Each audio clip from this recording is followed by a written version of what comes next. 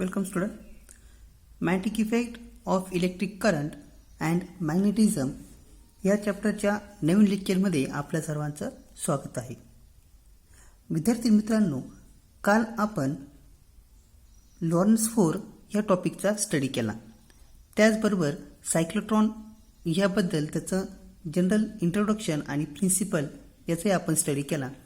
आज आपण सायक्लोट्रॉनचं construction, working, त्याचे ॲप्लिकेशन्स, लिमिटेशन आणि काही प्रॉब्लेम्सचा स्टडी करणार आहे. विद्यार्थी मित्रांनो, कालचा जो आपण टॉपिक बघितला प्रिन्सिपल आणि सायक्लोट्रॉन म्हणजे काय ते आपण जस्ट रिकॅप करूया आणि आपल्या पुढच्या टॉपिकला सुरुवात करूया. तर काल आपण बघितलं होतं की सायक्लोट्रॉन म्हणजे काय सांगितलं आपण की cyclotron it is an machine किंवा आपण असं म्हणू की cyclotron is an circular accelerated with low voltage source for producing high energy particle. म्हणजे सायक्लोट्रॉन एक असं मशीन तो काय करत असतो की लो व्होल्टेज सोर्सपासून हाय एनर्जी पार्टिकल काय करत असतो, थोडक्यात पार्टिकलला एनर्जेटिक करण्याचं काम काय करत असतो, हा ॲक्सेलेट करून त्याला एनर्जी प्रोव्हाइड करायचं काम करत असतो. किंवा सायक्लोट्रॉनलाच आपण मॅग्नेटिक रेझोनन्स ॲक्सिलेटेड असे आपण काय होत असतो. ठीक आहे. त्यानंतर cyclotron is use to accelerate the positive charge particle. ठीक आहे. सायक्लोट्रॉनचं काम काय असतं, फक्त पॉझिटिव्ह चार्ज पार्टिकल जे आहे म्हणजे प्रोटॉन असतील, न्यूट्रॉन असतील, अल्फा पार्टिकल असतील यांना ॲक्सेलेट करण्याचं काम काय करत असतो. मग आता याचा जनरल प्रिन्सिपल जर का आपण बघितला तर प्रिन्सिपलमध्ये काल तुम्हाला सांगितलं होतं की when positive charge particle moves with a definite periodic time again and again perpendicular to uniform magnetic field and it is accelerated repeatedly by high frequency electric field, it traces a spiral path of increasing radius and the positive charge particle is accelerated to high speed to gain a sufficient large amount of energy. मग आता विद्यार्थी मित्रांनो, आपण याला बघितलं होतं की समजा आपण असं कन्सिडर करू की आपल्याला समजा एक न्यूक्लियस आहे, न्यूक्लियसचा समजा इंटरनल स्ट्रक्चर का आपल्याला स्टडी करायचं असेल, त्या न्यूक्लियसचं इंटरनल स्ट्रक्चर स्टडी करताना आपल्याला त्याचं आउटर मेमरी काय करावं लागेल, ब्रेक करावं लागेल.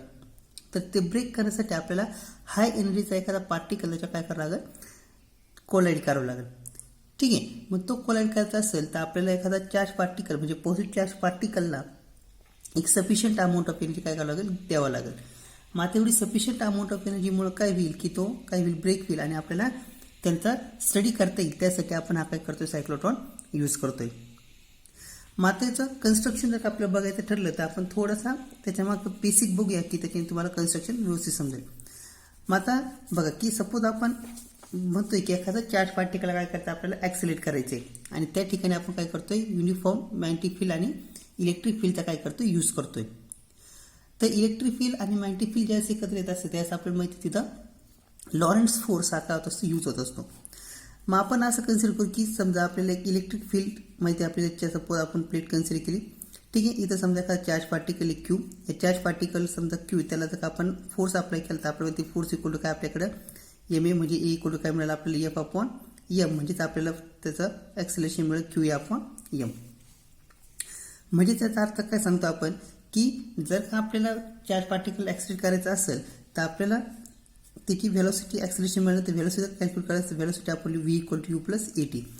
म्हणजे त्याचा अर्थ काय की आपल्याला जर का चार्ज पार्टिकल व्हेलॉसिटी जर काय वाढवायची असेल तर चार्ज पार्टिकल हा जास्तीत जास्त टाईमसाठी काय राहायला पाहिजे, एखाद्या ठिकाणी थांबला पाहिजे. ठीक आहे. मग आता मॅग्नेटिक फील्डमध्ये आपण बघितलं, मॅग्नेटिक फील्डमध्ये चार्ज पार्टिकल स्ट्रेट लाईनमध्ये काय होत असतो, मूव्ह होत असतो. ठीक आहे. म्हणजे त्यावेळेस आपण इलेक्ट्रिक फील्ड अप्लाय करणार त्यावेळेस काय तो स्ट्रेट लाईनमध्ये काय होईल, मूव्ह होईल. पण मॅग्नेटिक फील्ड तसं काही करत नाही. मग आपल्याला काय करायचं आता की हा जो चार्ज पार्टिकल ह्या ठिकाणी काहीतरी राहायला पाहिजे, म्हणून आपण काय करणार की समजा इलेक्ट्रिक फील्डमध्ये काय केलं आपण, त्याला ह्या चार्ज पार्टिकल आपण ठेवूया. मग आपल्याकडे चार्ज पार्टिकलमध्ये बघा आपल्याकडे E equal to V upon d equation आहे. म्हणजे जर का मी चार्ज पार्टिकलचं जर का डिस्टन्स वाढवलं तर मला इलेक्ट्रिक फील्ड काय होईल, वाढवता येईल. मग आता जर का डिस्टन्स वाढ म्हणजे यांचं दोघं जर का डिस्टन्स वाढवलं त्याचा अर्थ काय आपण सांगतोय की जे काही मशीन असेल त्या मशीनचा काय करायला आपल्याला एरिया वाढवावा लागेल. ठीक आहे. मग जर का मशीनचा एरिया वाढवला तर सायक्लोट्रॉन काय होईल, खूप मोठं डिव्हाइस तयार होईल. मग तसं न करता आपण काय करतो आता की समजा आपण असं काहीतरी केलं की हा जो काही चार्ज पार्टिकल हा जर का खूप जास्त टाईमसाठी एखाद्या रिजनमध्ये जर का राहिला तर आपलं काम काय होऊ शकतं. ठीक आहे. म्हणून आपण काय केलं की हा जो काही चार्ज पार्टिकल काय केला आपण त्याला मॅग्नेटिक फील्डमध्ये ठेवलं, मग काय की तो स्पायरल पाथमध्ये काय आता मूव्ह होणार आहे. ठीक आहे. मग जर का तो स्पायरल पाथमध्ये काय होईल, तो इन्क्रीजिंग रेडियसमध्ये काय होईल, तो मूव्ह होत राहील. म्हणून काय करता येईल आपल्याला की तो चार्ज पार्टिकलचा टाइम काय करता येईल आपल्याला इन्क्रीज करता येईल. मग हाच फंडामेंटल प्रिन्सिपलचा यूज करून आपण एक डिव्हाइस तयार केलं, त्याचं नाव दिलं आपण सायक्लोट्रॉन. मग सायक्लोट्रॉनचं कन्स्ट्रक्शन कसं आहे ते आता आपण बघूया. ठीक आहे, बघा तर सायक्लोट्रॉनचं कन्स्ट्रक्शन आहे. Cyclotron it consist of a 2D shape hollow metallic chamber D1 and D2 called as dees. ठीक आहे, तर हा जो सायक्लोट्रॉन आहे, हा सायक्लोट्रॉन काय असतं तर 2D शेप काय असतात, हॉलो मेटॅलिक चेंबर असतात, त्यांना आपण D1 कॅपिटल D2 म्हणजे त्याला आपण डीज म्हणतो. This D1 and D2 are separated by small gap. हे D1 आणि D2 काय असतील, स्मॉल गॅपनी काय असतील सेपरेट केले असतील. त्यानंतर एक सोर्स तर काय केला असतो, ठेवलेला असतो, त्या सोर्सला आपण म्हटलंय O बी द सोर्स. मग हा जो काही सोर्स हा कसा असेल, it must be positively charge particle. ठीक आहे, एक पॉझिटिव्ह चार्ज पार्टिकल असते त्याच्यात आपण ठेवणार आहे.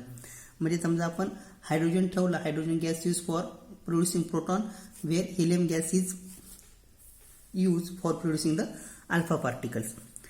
Then this dees are connected to AC source. मग हे ठीक आहे, 2 डीज काय केले असतील, एसी सोर्सला काय केले असतील, कनेक्ट केले असतील. ठीक आहे, बघा these 2 dees are connected to the AC source which having voltage 10⁴ volt और फ्रिक्वेन्सी 10⁷ हर्ट्ज. ठीक आहे, आणि हा अल्टरनेटिंग सोर्स आहे.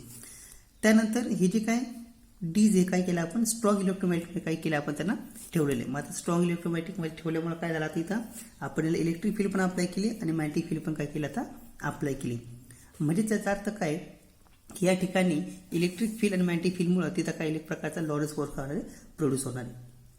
मात्र तुम्हाला प्रश्न पडला असेल की इलेक्ट्रिक फील्ड आणि मॅग्नेटिक फील्डचा इथे यूज काय, तर इलेक्ट्रिक फील्डचा यूज काय असेल, the function of electric field in the gap between the dees use to accelerate the positive charge particle. तर इलेक्ट्रिक फील्डमुळे काय जो चार्ज पार्टिकल काय होईल ॲक्सिलेट होईल. आणि मॅग्नेटिक फील्डचा यूज काय असेल की मॅग्नेटिक फील्डमुळे काय जो का पार्टिकल आहे तो पार्टिकल काय होईल सेमी सर्क्युलर पाथ काय करेल ऑप्टिकल. ठीक आहे, म्हणजे जर का हा पाथ जर त्याला सेमी सर्क्युलर पाथ करायचा असेल त्यासाठी आपल्याला काय लागेल मॅग्नेटिक फील्ड लागेल. त्यामुळे काय होईल की जो काय चार्ज पार्टिकल हा काय होईल त्या जास्तीत जास्त टाइमसाठी काय त्या डी मध्ये करायला तो मूव्ह होत राहील. तर हे झालं तुमचं कन्स्ट्रक्शन ऑफ सायक्लोट्रॉन. म्हणजे काय काय सांगितलं आपण, it consist of 2D shape metallic chamber D1 and D2 called as dees. D1 and D2 separate by small gap. Then O be the source. जर का आपल्याला पॉझिटिव्ह चार्ज पाहिजे असेल तर आपण हायड्रोजन सोर्स यूज करणार. आपल्याला अल्फा पार्टिकल पाहिजे असेल तर आपण हिलियम करणार. हे जे काय डीज आहे ते कनेक्ट केले आपण एसी सोर्सला आणि त्यांना आपण स्ट्रॉंग इलेक्ट्रोमॅग्नेटिकमध्ये ठेवलेलं. ठीक आहे, त्यानंतर त्याचं वर्किंग आता आपण स्टडी करतोय. ठीक आहे, बघा मग आता वर्किंगमध्ये काय सांगणार आपण, the dees of cyclotron are separated by small gap and high frequency AC and potential differences apply. ठीक आहे, म्हणजे हे जे काही 2 डीज असतील काय असतील स्मॉल गॅपने काय असतील सेपरेट केले असतील आणि त्यांना आपण हाय फ्रिक्वेन्सी पोटेन्शियल डिफरन्स काय केलं त्यांना आपण अप्लाय केले. ठीक आहे, मग आता जो काय source of O is positively charge particle in the space between the 2 dees. मग एक पॉझिटिव्ह चार्ज पार्टिकल काय केला आपण या 2 डीज मध्ये काय केलं आपण ठेवलेलं आहे. मग आता जो काही एसी सोर्स आपण अप्लाय केला त्याच्यामुळे काय होईल की D1 आता पॉझिटिव्ह म्हणून ऍक्ट होईल आणि D2 काय तुमचा निगेटिव्ह म्हणून काय होईल ऍक्ट होईल. मग आता ज्यावेळेस D1 इज पॉझिटिव्ह म्हणजे D1 ज्यावेळेस पॉझिटिव्ह असेल आणि D2 निगेटिव्ह असेल तर चार्ज पार्टिकल काय होतील तर particle will be repel bye D1. तर D1 मुळे काय हा चार्ज पार्टिकल रिपेल होईल आणि अट्रॅक्टेड बाय द D2. इकडून काय तो रिपेल होईल आणि D2 कडे काय तो अट्रॅक्ट होईल. म्हणजे याचा अर्थ काय charge particle accelerated toward the D2. त्याच चार्ज पार्टिकल काय होईल D2 कडे काय होईल अट्रॅक्ट होईल. मग आता त्याच वेळेस त्याच्यावर जी काय मॅग्नेटिक फील्ड आहे ही मॅग्नेटिक फील्ड काय होईल it acting on a right angle to the motion of particle. त्या सिच्युएशनमध्ये काय होईल आता मॅग्नेटिक फील्ड त्याच्या काय होईल ऍक्ट होईल आणि हा ऍक्ट झाल्यामुळे काय होईल आता जो का पार्टिकल आहे this particle will move in a circular path. तो पार्टिकल काय होईल आता सर्क्युलर पाथमध्ये काय होईल ह्या D2 मध्ये काय होईल मूव्ह होईल. म्हणजे तो काय करत थोडा त्याचा शेप काय करत चेंज करत. मग आता completing the semi circle particle enter in to the gap of dees. मग ज्यावेळेस एक सेमी सर्कल कंप्लीट होईल सेमी सर्कल कंप्लीट झाला पुन्हा कुठे येईल तो या डी मध्ये येईल. मग आता तो पुन्हा जर का डी मध्ये आला तर त्याच काय त्याची पॉलिटी काय होईल आता चेंज होईल. मग आता जर का त्याची पॉलिटी जर का चेंज झाली ठीक आहे मग आता त्याची पॉलिटी चेंज झाल्यामुळे काय होईल आता एक सेमी सर्कल पास झाला होता पॉलिटी चेंज झाली म्हणजे तुमचा आता D1 become negative and D2 become positive. मग आता काय होईल त्याच्यामध्ये particle will be repel by D2 and attracted by the D1 and charge particle accelerated toward the D1. ठीक आहे चार्ज पार्टिकल काय तुमचा आता D1 कडे काय होईल अट्रॅक्ट होईल. मग आता इथं काय तुमचा आता particle move along the semi circular path. इथे आता पार्टिकल काय D1 मध्ये काय सेमी सर्क्युलर पाथ मध्ये मूव्ह होईल. मग semi circle path will be of greater radius. मग आता काय झालं, तुमची जी काय रेडियस ही काय होत चालली आता इन्क्रीजिंग काय होत चालणार, रेडियस होत जाणार आहे. मग ह्या पाथमध्ये काय होईल बघा, during the path the positive ion gain the kinetic energy. मग आता त्याला काय होत जाईल, कायनेटिक एनर्जी काय होत जाईल, इन्क्रीज जाईल. कारण की आपल्याकडे बघा कायनेटिक एनर्जीचा फॉर्म्युला काय 1/2 mv². तर काय व्हेलॉसिटी वाढली तर त्याची कायनेटिक एनर्जी पण काय करता आपल्याला वाढत येईल. ठीक आहे. This energic particle emerges from the cyclotron window and bombarded on the target of T. मग आता एक सेमी सर्कल पाथ त्याचं कंप्लीट झाल्यानंतर, ठीक आहे, म्हणजे असं इकडून एक सेमी सर्कल इकडून एक सेमी सर्कल असं सर्कल पाथ कंप्लीट झाल्यानंतर जो काही एनर्जेटिक पार्टिकल असेल की त्याची व्हेलॉसिटी खूप हाय असेल किंवा एनर्जी खूप हाय असेल ते काय होतील, ह्या विंडोमधून काय होतील, बाहेर पडतील आणि ह्या टार्गेटवर काय होतील, बंबार्ड होतील. ठीक आहे. तर अशी जी काही पूर्ण वर्किंग प्रोसेस ही असते तुमची सायक्लोट्रॉनची. मग आता सायक्लोट्रॉनमध्ये आपण बघणार आहे की हा जो काय पॉझिटिव्ह चार्ज पार्टिकल आपण यूज केला आहे त्या पॉझिटिव्ह चार्ज पार्टिकलची नेमकी किती रेडियस असेल, त्याचा टाइम पिरियड किती असेल, फ्रिक्वेन्सी किती असेल, कायनेटिक एनर्जी किती असेल, ते आपण काय करतो आता स्टडी करतो. मग आता सगळ्यात पहिले बघूया आपण त्याची रेडियस कॅल्क्युलेट करायचा फॉर्म्युला. मग आता आपल्याला माहिती आहे की ज्याचा एखादा पॉझिटिव्ह चार्ज आयन पार्टिकल त्याचा मास एम ए आणि चार्ज सपोज क्यू ए हा जर का आपण सायक्लोट्रॉनमध्ये काही इन्सर्ट केला तर आपल्याला माहिती आहे की मॅग्नेटिक फील्ड कशी असते, परपेंडिक्युलर असते आणि ह्या परपेंडिक्युलर मॅग्नेटिक फील्डमुळं तो कसा असतो, व्हीला परपेंडिक्युलर असेल तर त्यामुळे काय होईल की चार्ज पार्टिकल काय तुमचा सर्क्युलर पाथ काय करत असतो, ऑप्टेन करत असतो. मग आता जर का तो सर्क्युलर पाथ जर ऑप्टेन करत असेल तर या सर्क्युलर पाथमध्ये आपल्याला माहिती की हा कसा असेल, इथे एक फोर्स ऍक्ट होईल आणि हा फोर्स कसा असेल, सेंट्रिपिटल फोर्स असेल. मग सेंट्रिपिटल फोर्स आपण काय करणार, मॅग्नेटिक फोर्स बरोबर काय करणार, कम्पेअर करणार, म्हणजे mv²/r इक्वल काय होईल, q × v × b. म्हणजेच त्याचा अर्थ काय होईल, आता r इक्वल टू इक्वेशन काय मिळालं आपल्याला, mv/ काय असेल, qb. ठीक आहे. म्हणजे याचा अर्थ काय की r is directly proportional to v असेल. म्हणजे त्याचा अर्थ काय सांगतो आपण, जर का सर्क्युलर पाथची जर का आपण रेडियस इन्क्रीज केली तर त्याची व्हेलॉसिटी पण काय होईल, इन्क्रीज होईल. ठीक आहे. म्हणजे जर का आपण रेडियस जर का इन्क्रीज करता आली तर व्हेलॉसिटी पण काय होईल, इन्क्रीज होईल. त्यानंतर आपल्याला जर आता टाइम पिरियड कॅल्क्युलेट करायचा असेल तर टाइम पिरियडसाठी आपल्याकडे फॉर्म्युला आहे 2πm/qb. हे इक्वेशन आपण ऑलरेडी मागच्या लेक्चरमध्ये आपण ते कसे आले ते डिराईव्ह केले. आता आपण फक्त ते शेवटची इक्वेशन लिहितोय. ठीक आहे. मग आपल्याला माहिती की डिस्टन्स टाइम कॅल्क्युलेट करता असता आपण काय डिस्टन्स अपॉन व्हेलॉसिटी. मग डिस्टन्स आपल्याला किती माहिती आहे, पायर अपॉन किती असेल, डिस्टन्स विल बी पायर अपॉन व्ही इंटू काय लिहिणार आपण, आर. ठीक आहे. पायर अपॉन व्ही आपण लिहिले पायर अपॉन व्ही. ठीक आहे. पाय अपॉन आरची व्हॅल्यू आपण लिहिलेली mv/qb. म्हणजे तुम्हाला टाइम मिळेल, जर का स्मॉल टाइम मिळेल तो असेल तुमचा πm/qb. म्हणजे जर का एक स्मॉल सेमी सर्क्युलर पाथ जर का तो ट्रॅव्हल करत असेल तर फॉर्म्युला असेल πm/qb. आणि टोटल टाइम पिरियड असेल तो किती असेल, इथं तुमचा असेल πm/qb, इथं πm/qb. आणि टोटल जर का आपण ऍड केला तो मिळेल तुम्हाला 2πm/qb. त्यानंतर फ्रिक्वेन्सी जर का आपल्याला कॅल्क्युलेट करायची असेल तर फ्रिक्वेन्सी काय असेल तुमची 1/t म्हणजेच qb/2πm. सिमिलरली आता जर आपल्याला कायनेटिक एनर्जी जर कॅल्क्युलेट करायची असेल तर कायनेटिक एनर्जीसाठी आपल्याकडे फॉर्म्युला असं बघा, kinetic energy equal to 1/2 × mv². मग आता हे जे काही इक्वेशन आपण काढलेले r इक्वल टू mv/qb त्याच्यावरून आपल्याला v ची व्हॅल्यू लिहिता येईल. ही v ची व्हॅल्यू काय करणार आपण ह्या इक्वेशनमध्ये काय करणार, सबस्टिट्यूट करणार v² मध्ये. तर त्यावरून आपल्याला कायनेटिक एनर्जी मिळेल q² b² × r²/2m. तर ही झाली तुमची कायनेटिक एनर्जीसाठीची व्हॅल्यू. म्हणजे त्याचा अर्थ काय सांगतो आपण, जे काही कायनेटिक एनर्जी असेल तीच kinetic energy directly proportional to b². कारण इथं q² कॉन्स्टंट आहे, r कॉन्स्टंट आहे, 2m कॉन्स्टंट आहे. म्हणजे कायनेटिक एनर्जी तुमची टोटली कशावर डिपेंड असेल, ह्या मॅग्नेटिक फील्डवर डिपेंड असेल. ठीक आहे. मग आपण काय सांगतोय की समजा एक महत्वाचा एक पॉईंट आहे की the frequency of alternating voltage should be equal to cyclotron frequency. जी का आपण फ्रिक्वेन्सी आपण यूज करतो अल्टरनेटिंग व्होल्टेजसाठी कशी पाहिजे, तुमच्या सायक्लोट्रॉन फ्रिक्वेन्सीवर काय पाहिजे, इक्वल पाहिजे. मग ही जी काही फ्रिक्वेन्सी असेल या फ्रिक्वेन्सीलाच आपण काय म्हणतो, is call as a cyclotron, is call as a resonance condition. ठीक आहे. आपण काय म्हणतो, रेझोनन्स कंडिशन आहे असं म्हणतो. त्यानंतर सायक्लोट्रॉनची काही युजेस आहे आणि काही त्याची लिमिटेशन्स पण आहे. मग आता सायक्लोट्रॉनची युजेस काय काय बघा. सगळ्यात पहिले it is use for accelerate the charge particle. Positive charge particle accelerate करायचा असेल त्यासाठी आपण सायक्लोट्रॉन यूज करतो. त्यानंतर यांचा यूज केला जातो रेडिएक्टिव्ह डिकेमध्ये. म्हणजे काय रेडिएक्टिव्ह डिके म्हणजे जे काय तुमचे न्यूक्लियस किंवा जे काही युरेनियम थोरियम असे जे काय रेडिएक्टिव्ह एलिमेंट्स त्यांचा डिके करण्यासाठी यूज होतो. त्यानंतर study the internal structure of atom. ठीक, यांचा आपण यूज करण्यासाठी आपण जनरली सायक्लोट्रॉनचा यूज करतोय. त्यानंतर लिमिटेशनमध्ये बघा सगळ्यात पहिले it cannot accelerate the uncharge particle, म्हणजे जर काही इलेक्ट्रॉन वगैरे असेल तर त्याला अनचार्ज पार्टिकल ते ॲक्सिलेट करत नाही. त्यानंतर it cannot accelerate the electrons also. Charge particle cannot move speed beyond a certain limit.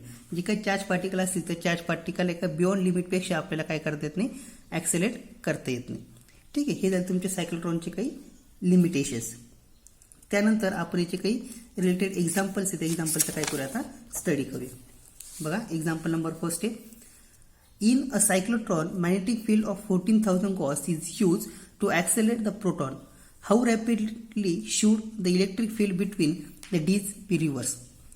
तर आपल्याला चार्ज ऑफ पार्टिकल दिलं आहे प्रोटॉनसाठी 1.6 × 10⁻19 coulomb and mass of proton is 1.67 × 10⁻27 kg.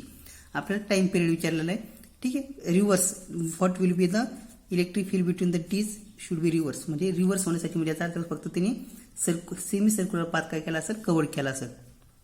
मग टाइम पिरियडचा फॉर्म्युला आपल्याकडं πm × Q × B. ठीक आहे, इथं आपण प्रोटॉनसाठी व्हॅल्यू लिहिली. सबस्टिट्यूट द व्हॅल्यू सबस्टिट्यूट केल्या.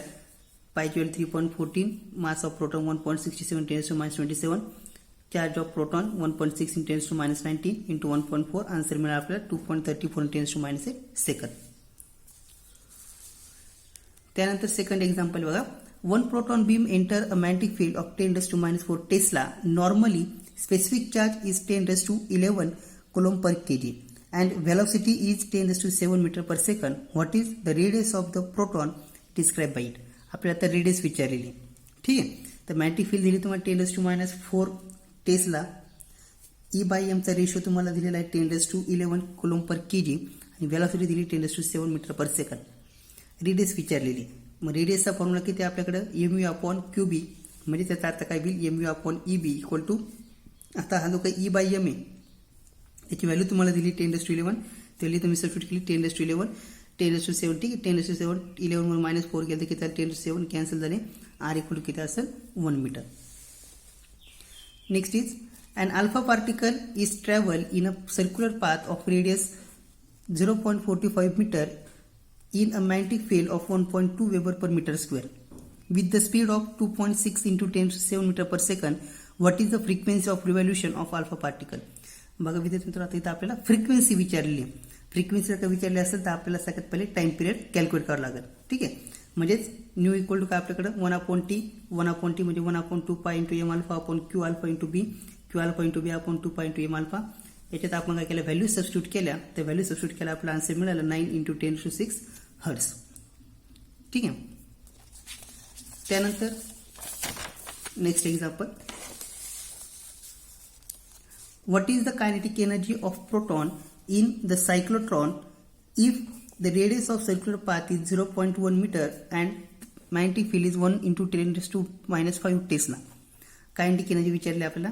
कायनेटिक एनर्जी फॉर्म्युला आपल्याकडे 1/2 r² q² b² upon m × p. m × p that is mass of proton. Value substitute केला 0.1² × 1.6 × 10⁻19² × 10⁻⁵ upon 2 × 1.6